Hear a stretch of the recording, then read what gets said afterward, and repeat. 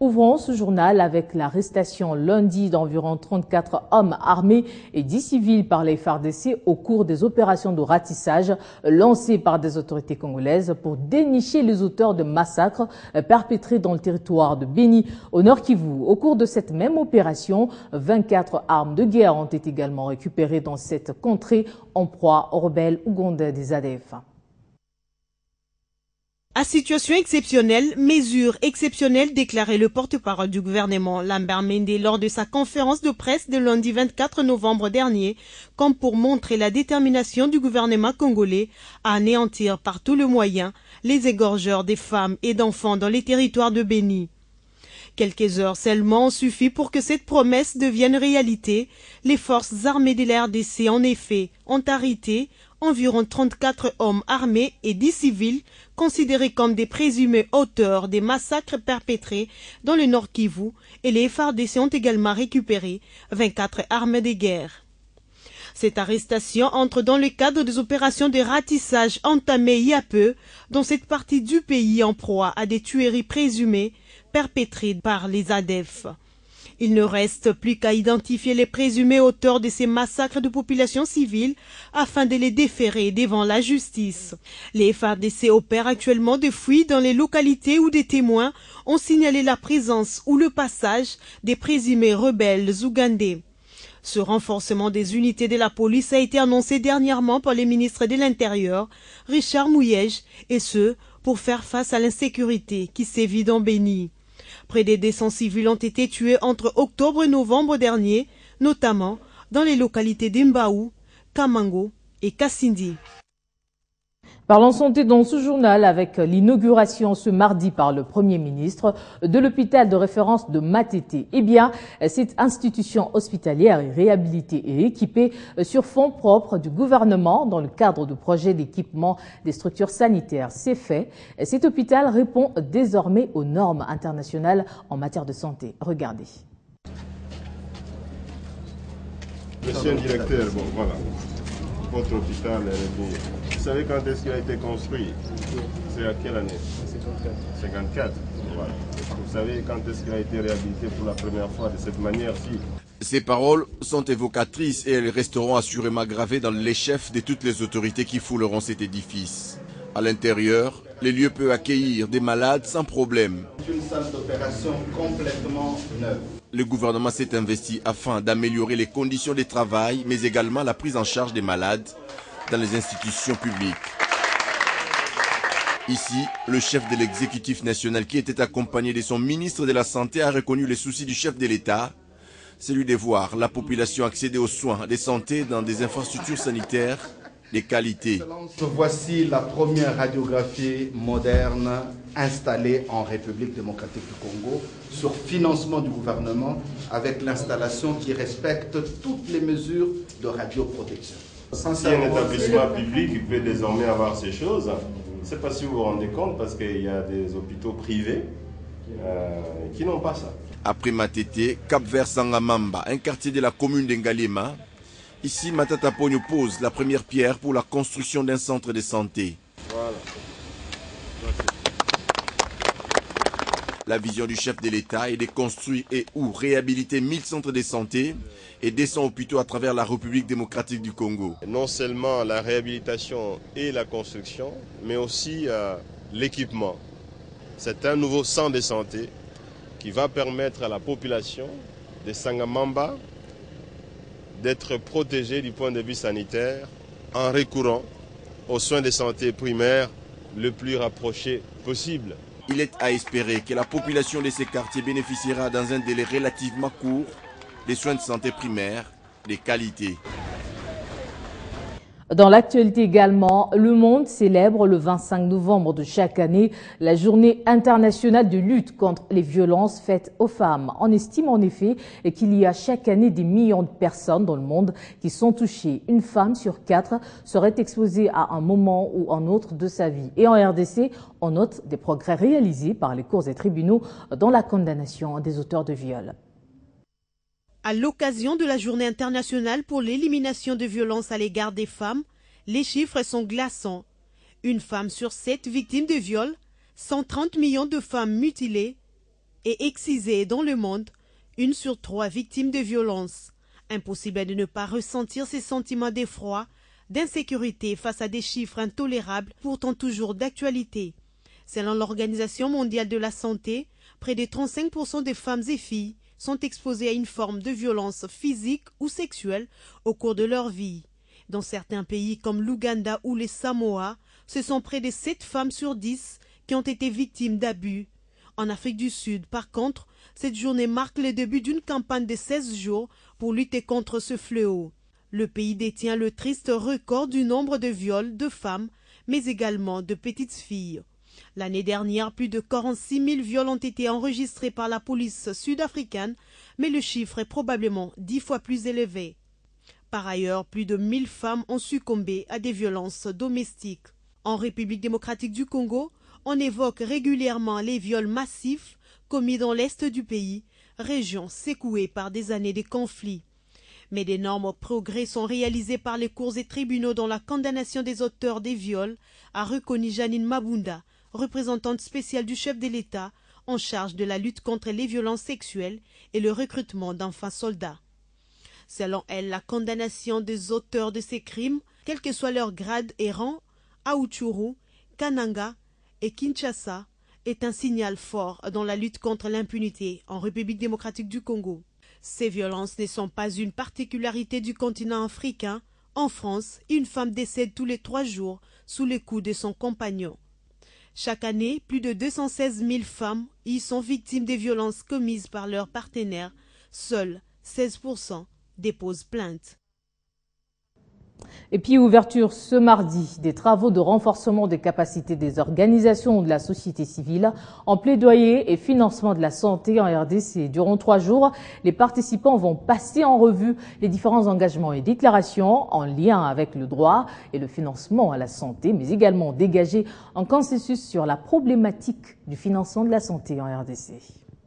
La RDC bénéficie de beaucoup d'appui. Le financement de la santé, l'accès aux soins et services de santé de qualité en RDC reste une préoccupation pour ces acteurs de la société civile santé. Voilà qui justifie cette rencontre organisée conjointement par Action communautaire SIDA, Avenir meilleur pour les orphelins au Congo et la Fondation Femmes Plus en vue de scruter les différentes pistes de financement nationaux et locaux. Il s'agit là des organisations de la société civile qui interviennent dans la santé et particulièrement ceux qui ont un lien avec le financement du Fonds mondial. Nous avons un problème en rapport avec le financement de la santé. Dans notre pays, nous avons beaucoup de problèmes de santé à résoudre, mais les moyens sont tellement limités. C'est comme ça que nous avons fait un projet, élaboré un projet pour mobiliser les fonds. Une action qui vise également à rappeler aux décideurs les engagements et accords en matière de droit à la santé dont la RDC est signataire. Nous voulons justement nous imprégner de ce qu'est le financement de la lutte contre le VIH, la tuberculose et le paludisme dans notre pays. Parce qu'en fait, il faut avouer que ces 3 maladies pose beaucoup de problèmes dans notre population et par rapport à ça, le pays, comme tant d'autres partenaires, mettent beaucoup de moyens financiers pour lutter contre ces 3 maladies. Et par rapport à cela, il faudra que nous, les communautés, nous puissions aussi nous rendre compte de ce qui est fait par les partenaires. Les dépenses de santé de la République démocratique du Congo s'élèvent à environ 13% par habitant et donc loin de l'engagement d'Abuja de 15%. Nous sommes d'accord pour... Parlons transport interurbain au Katanga. La société de transport Moulikap Esperel met en circulation des nouveaux bus sur le tronçon Lubumbashi-Kolwezi. Il s'agit de bus de marque Sunloon de la dernière génération. Moulikap se dit déterminé pour faire comprendre aux voyageurs de ce tronçon routier l'émergence de cette province dans le domaine de transport de personnes et leurs biens pour améliorer les conditions de voyage et de transport dans cette province.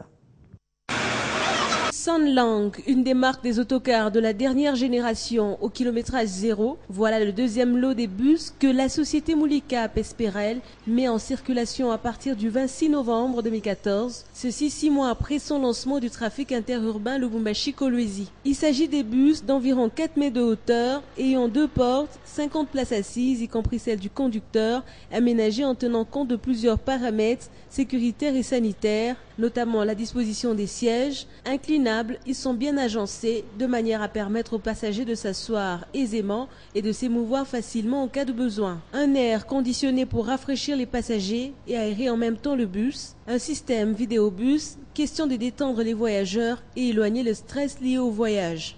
Bref, ce sont des bus émergents pour une province émergente. Longue est la distance entre Lubumbashi et Kolwezi, mais elle semble réduite suite au confort qu'offre Moulicap Esperel, le leader du transport interurbain. Par la qualité, la rapidité, l'assiduité, la courtoisie de son personnel, Moulicap Esperel continue à révolutionner le secteur du transport interurbain, répondre aux besoins de ses clients, contribuer au développement et accompagner le gouvernement dans la révolution de la modernité et la nouvelle citoyenneté. Ces autocars de Moulicap Esperel disposent aussi des soutes bien larges pour contenir les bagages étiquetés pour une bonne identification.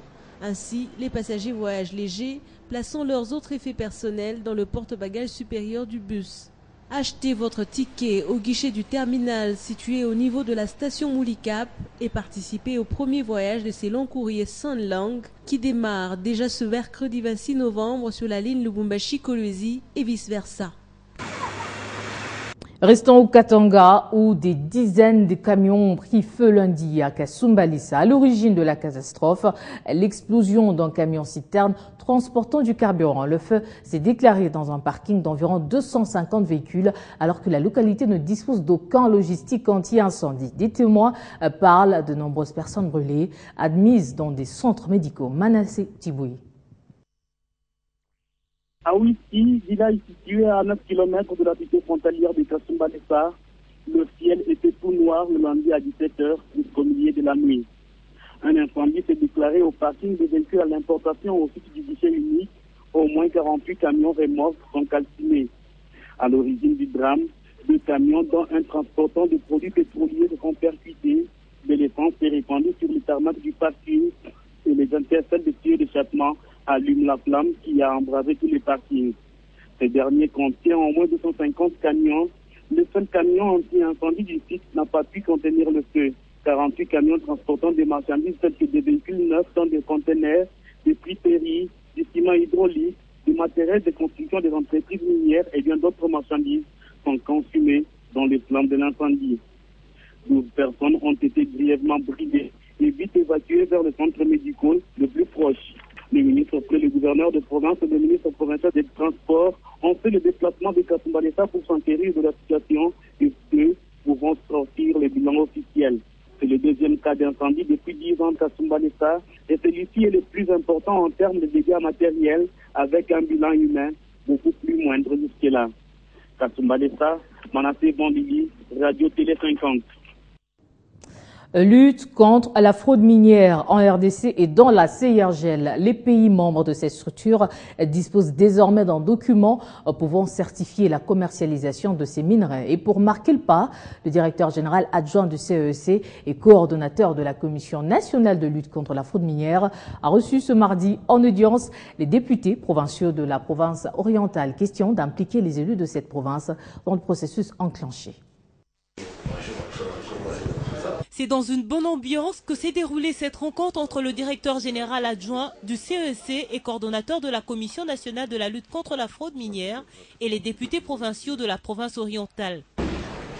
Les échanges ont tourné particulièrement autour de la protection et sécurisation des zones minières dans cette province. Une réunion stratégique, comment nous pouvons coordonner nos efforts afin de lutter contre la fraude dans le secteur minier et au même moment accroître les recettes et de la République et de la province. Désormais, plusieurs stratégies seront mises en œuvre par la province orientale afin de lutter contre le fléau de la fraude minière dans ce coin du pays. Nous avons ensemble essayé de réfléchir pour voir quels sont les moyens que nous pouvons mettre en œuvre, quelles sont les stratégies à prendre afin de lutter contre la fraude dans les domaines miniers chez nous en province orientale. Comment est-ce que nous pouvons nous y mettre, et en commençant par le pouvoir central ici, et nous les provinces, et aussi